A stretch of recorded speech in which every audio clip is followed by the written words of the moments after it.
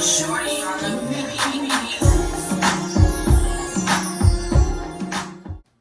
Yeah, so Shorty shortcut, Shorty.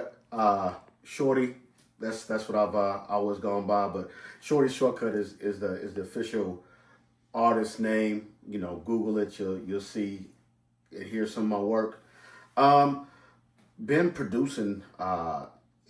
I guess since the age of 13. You know, as far as like having my first Casio Ratman keyboard. I remember I used to take it in middle school, and they used to battle rap at lunch. And back the day, you beat on the tables, and that's how somebody would be in charge of beating on the table and making the beat. So one day I got this, I got this Ratman keyboard. I brought the keyboard to lunch, and I brought that to the battle. So of course it was like, okay, we done took it from banging on the tables to actual like synthesized beat. So just doing that over the years, crafted, of course, my artistry of being a rap artist, and rapped in a group back in high school, Lead Untouchables, which became Enemy Law, and then once I graduated high school, me and some other cats from that, we moved to Atlanta, went to Morris Brown, and wanted to be there because Atlanta was popping back then. This is '96, so this is like,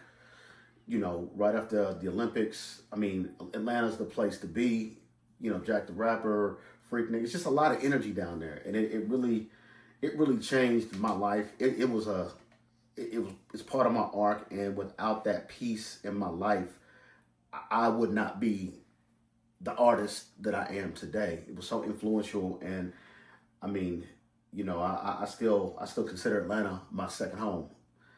Uh, moved back from Atlanta, and I feel like I just been enlightened, like just energized, like from only knowing Indianapolis to going to a big city with so much culture. I came back, and it was like, man, I wanted to bring my experiences, my sounds, just the diversity that I picked up there, because Nap was still real West Coast heavy, street rap, that type of stuff, back in the '90s. I'm like, man, it's so much more out there, and put out a couple albums at Shorty Shortcut. I was signed to Worldwide Records, and we put out a compilation, a couple projects, a maxi CD, a maxi cassette, that type of stuff. Did some shows, opened up for Twister, did that type of stuff. Talk about that track you made for the Indiana Pacers during the finals. First time when they was playing the Lakers. Yeah, so back with Worldwide Records, I got the autonomy to like just go in there and just do whatever. Rest in peace, Big Tone. He let me really just stretch my wings and do what I want to do. So we took a track that was on my first album, and I just remixed it in a Pacer version of it.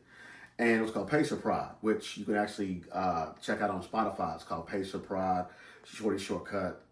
Stream it. It was back in 2000 when the Lakers and the Pacers won the playoffs. But recorded the track, gave it to my big sister, who took it down to, man, what was it back then? 96.3. Guy Black, basically. Took the Guy Black. God Black. So that shows you how far we going back with this. Took the Guy Black. The energy was big about running the playoffs. Nobody else had done something like that. So Guy Black was like, hey, can you get down here at 4 o'clock and do this interview? We'll play the song, and you can introduce yourself and kind of put it out there. Now, while that's going on, like Channel 13, my sister took it to Channel 13. She took, my sister always believed in me. So she took the tapes of all the news stations and the radio stations. So Channel 13 had me come down in front of Conseco, which is now Banker's Life, and kind of do an interview introducing the song and being a part of the hype. And I think maybe the radio station heard the interview from the TV from Channel 13. Was like, hey, come down here. We'll break the song.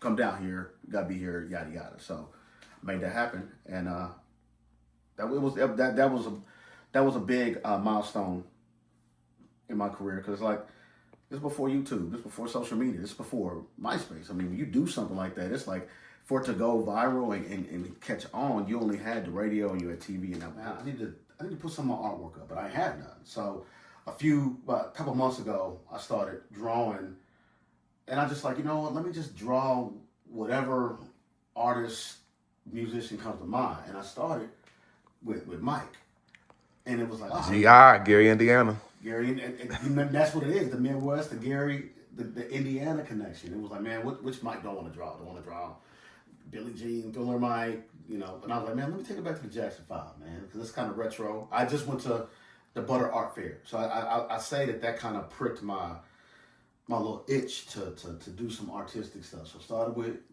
Young Mike from Jackson 5.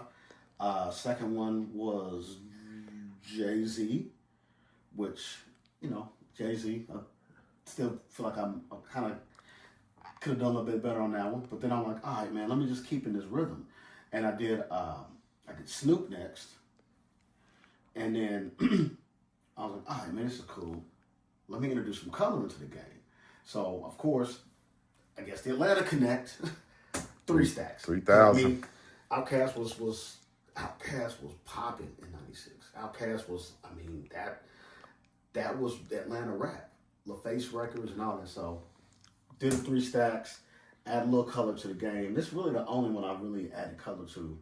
And then the last one I did was Kendrick, and that's kind of where I stopped at. But these are all artists that influenced me in some type of way, and not all the artists that influenced me, but just kind of the starting point.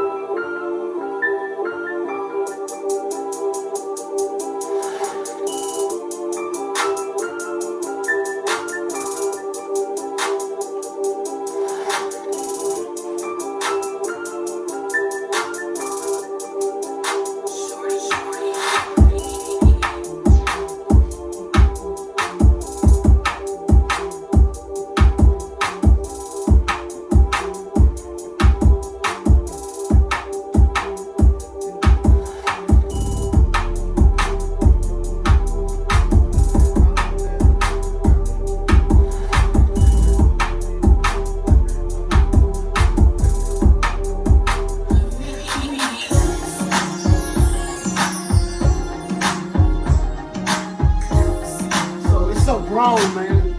Right.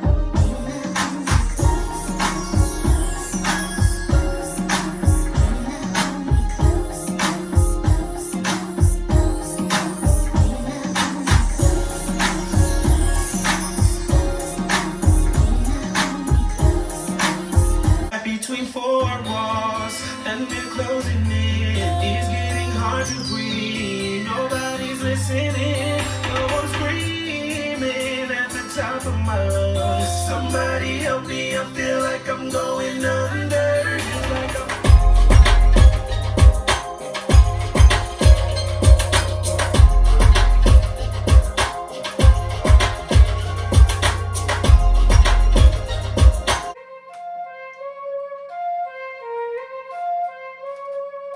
just found a dope flute loop, and I was like, man, let me just